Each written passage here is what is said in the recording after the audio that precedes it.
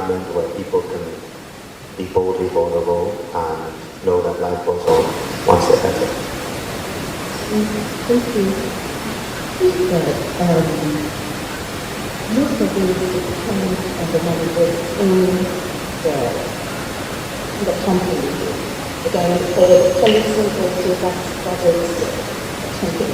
If we make an effort, this is a mental health system policies, then it will trickle down to every worker in the company.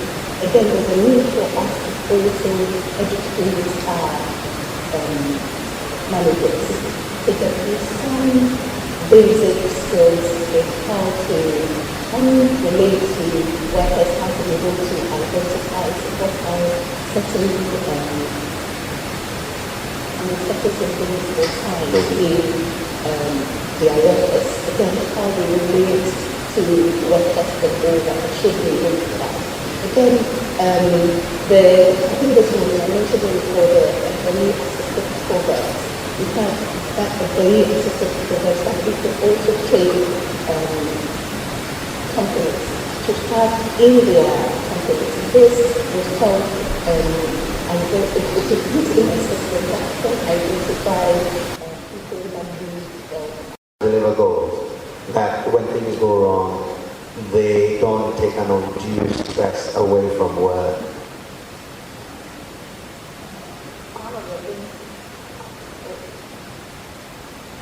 One of the main things I've noticed, even apart from anything in the corporate world, people don't actually open up because of stigma, because of judgmental, issues and all that. So sometimes you have to be in close proximity with people to realize what they are going through. And you don't find a colleague just walking up to you to talk to you about their mental health issues. It could not even be them. It could be a relative at home, their spouse, their kid, but they have to trust you first to be able to talk to you about it. Again, like Elliot mentioned, you have to know your own mental health situation to be able to help another person. If you are stressed enough and someone comes to you, you might just go off and say, do you know what I'm dealing with?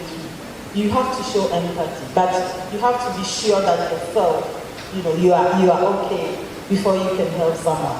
I mean, if I come to you to talk to you about an issue, it could be anything, even financial stress, but then you are going through your own challenges already in, the health system, and I come to you expecting that you understand and help. So one, they need to trust you. Two, they need to be clear in their mind as well. And you could be empathic, all right, but then your mind could be somewhere else. You find sometimes that you're talking to some person and your mind is already somewhere else processing another thing. And for me, my team that I work in close proximity with, we are quite small. And I have an open door policy. It stems from our Director General, Mr. Samuel Ugu. He's brought in, or he has this open door policy where you can walk to his office and then talk to him. So I think it trickles down to us and managers as well. I can go to one of my colleagues and express something if I'm having a bad day, if I need support, if I need advice. I don't know it all. Sometimes you go out on the field and you come back and the experience is the Accra Psychiatric Hospital, children's ward, is one place that if you visit and you come back out, I mean, it takes a while to become friends with them. Deadlines on a daily basis and leading team of people from diverse backgrounds. As a leader, how are you able to step out to proactively identify people you feel might require some support to understand what their situation is and give them the help that they might need? That's a very interesting question, to be honest. With the foundation itself, of course, we're working with a lot of different diverse people from all sorts of backgrounds. For me myself, I take the mental health very seriously. I always prioritize my mental health. in workspaces, and I encourage people to do the same as well. So I definitely approach a lot of situations with empathy. I think, in this environment, in a Ghanaian environment, everything is like hard, like fast-paced. We tend to, there's this culture of like hustle and grind, and we're kind of praised for it as well in a weird way. It's interesting because, like, I don't know, for instance, with me, for example, I get a lot of people telling me, like, what you're doing is amazing, you work really well, but I mean, I do struggle with, like, my own mental health issues. I struggle in this position, and I'm being honest, I struggle. And especially coming to work back in Ghana, which I wasn't previously in before. I got. And what do? Your HR needs you at work every day, even when you are dying. You have to show up, unless you have a very tangible reason for not being there. It's a tough terrain for us creators, and you need to find a way to balance things. What I do when I'm stressed, and I hope my bosses are not here, I'll call and sleep. Meanwhile, I'm tired. I just need to sleep. And so if you see that I'm not on air one of the days, probably better. I'm not lying, but like, I need that break because I can't take it anymore, because we're constantly working. I've been up since, and I'm sure a lot of people have been up as well. I've literally had to come back to an interview for over an hour. I had to rush and come here. So there's really no break in between.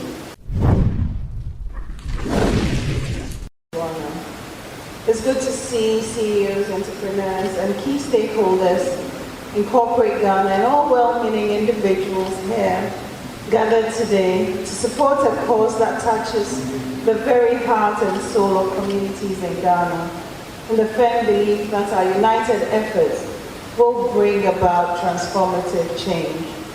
In our part of the world especially, mental health is a topic that is often shrouded in silence and stigma, even though it's rather pervasive. It's an issue that affects many, transcending age, gender, socioeconomic status, and profession. It knows no boundaries, and it's certainly not a sign of weakness or failure. Yet for far too long, mental health has unfortunately been cloaked in the stigma because of misunderstanding and neglect. Unfortunately, in our homes, where love, care, and support should thrive, mental health challenges often go unnoticed or unaddressed. This is a crisis that touches every family, every neighborhood, every community across our nation. It is not just about those who are diagnosed with clinical disorders. It is about all of us, dealing with the stresses of life, anxieties, and emotional struggles that life inevitably brings. These challenges are often exacerbated by deeply rooted sociocultural beliefs and norms. People are pretending to be okay, and family and friends often turn a blind eye, probably out of fear of stigmatization until it's often too late, or even just because they do not recognize the obvious symptoms.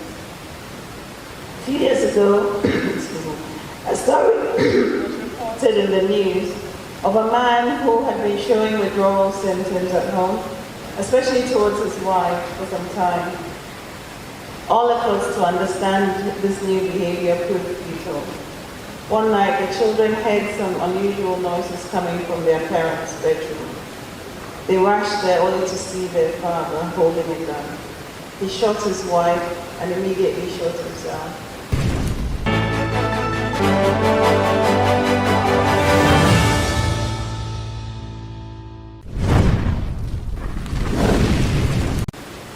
Congratulate and thank the KGL Foundation for starting this conversation on mental health. Something we know is held as basically taboo in our society.